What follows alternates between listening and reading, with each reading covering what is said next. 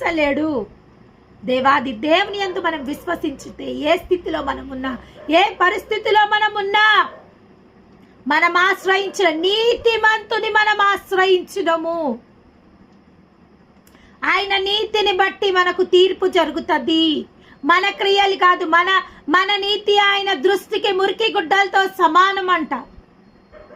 మరి ఆయన నీతిని బట్టి మనని నీతిమంతులుగా చేసి ఆయన ఏమంటుడు, అయితే నీతిమంతుడు విశ్వాసమూలకముగా బ్రతుకును.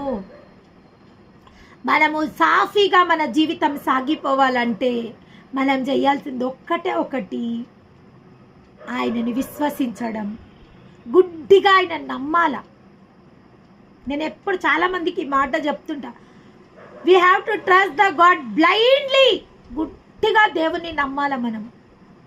చూడండి, మహాభక్తులందరూ దేవుని ఎట్లా నమ్మిండ్రు?